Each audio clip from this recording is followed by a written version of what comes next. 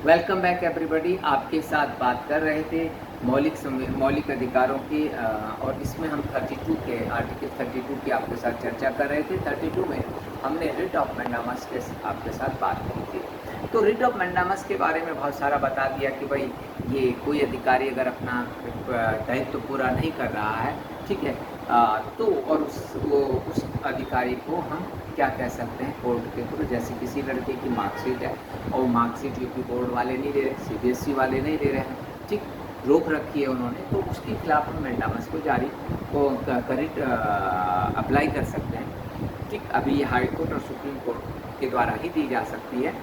संसद कानून बनाए तो वो निचले अदालतों को भी अधिकार दिया जा सकता है। बट अभी मैं आपके साथ ये बात कर रहा हूँ कि क्या हम डिजिटल संवैधानिक अधिकारों की रक्षा के लिए मैंडामस की रिट का उपयोग कर सकते हैं। डिजिटल संवैधानिक अधिकार, ठीक है। तो डिजिटल संवैधानिक अधिकार इंटरनेट तक पहुँच है।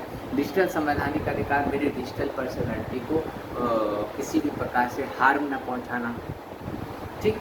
तो उसका डिजिटल जो संवैधानिक अधिकार है, ठीक, अगर ऑनलाइन ठेके देने की ई टेंडरिंग की प्रोसेस चल रही, ई टेंडरिंग समझ रहे हैं ना, ठीक। पहले जो निविदाएँ खुलती थी वो पब्लिक में खुलती थी और जिलाधिकारी की ओर से एक विज्ञप्ति जारी की जाती कि 3:15 पे सब जिला अधिकारी सभागार में पहुँचे। जिन लोगों ने ठेके के लिए आवेदन किया सबके सामने टेंडर खुलता था, ठीक है। लेकिन अब तो क्या होता है, जो एल्गोरिथम आपका सिस्टम है वो अपने आप, ठीक है, उसकी सॉर्टिंग करता है टेंडर्स की और वो रैंकिंग कर देता है। लेकिन अगर किसी व्यक्ति को ये लगता है कि जो लॉजिक है, मशीन का लॉजिक है, एल्गोरिथम जिसको हम कहते हैं, वो सही नहीं है, ठीक है।